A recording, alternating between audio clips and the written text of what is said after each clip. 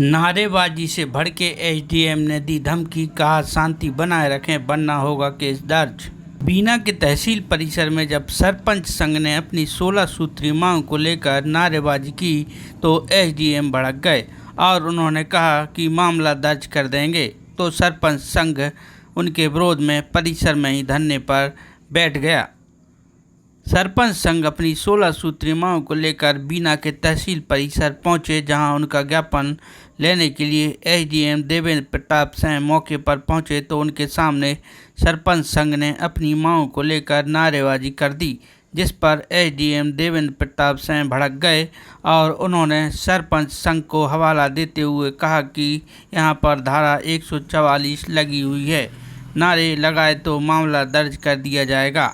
इसके विरोध में सरपंच संघ ने ज्ञापन नहीं दिया और तहसील परिसर में ही धरने पर बैठ गए। इसके बाद मौके पर तहसीलदार पहुंचे, लेकिन सरपंच संघ ने नहीं माने और आखिरकार एसडीएम देवेंद्र प्रताप सिंह धरना स्थल पर पहुंचे और ज्ञापन लेकर धरना समाप्त कराया। करीब 1 घंटे तक धरना प्रदर्शन हुआ। बीना जनपद पंचायत के सरपंच संघ ने ज्ञापन के माध्यम से बताया कि 181 सरपंच की मानहानि करता है, मानसिक कष्ट देता है और कुछ गुंडों व पत्रकारों ने इसे कमाई का साधन बना लिया है। सरपंच ने कहा कि 181 पर झूठी शिकायत करने वालों पर एफआईआर दर्ज होना चाहिए।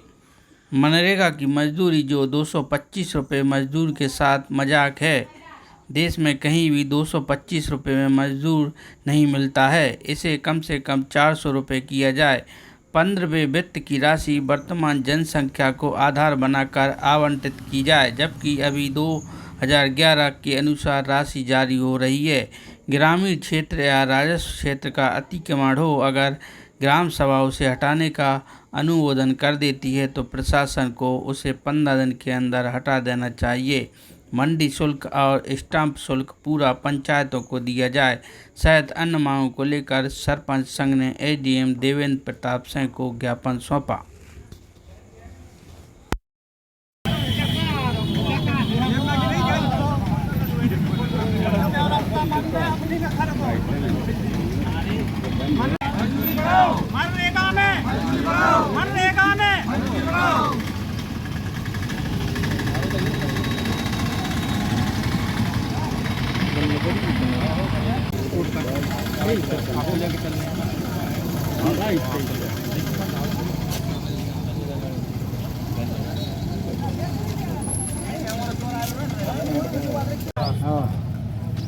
चलो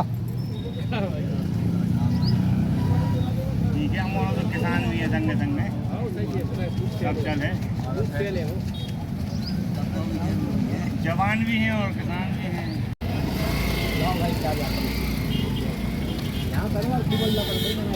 अरे सर, हम लोग को नहीं, अगर आपने इनको भेजा तो ये पहले बताते हम लोग भेजे तो हम नहीं, तो क्या हम लोग को मजा आ रहा है सर। नहीं, उनसे मतलब नहीं कि उनको पता है, एक को पता होगा, सबके लिए पता होना चाहिए ना। जवानी का हम लोगों को बिल्कुल भी नॉलेज नहीं था।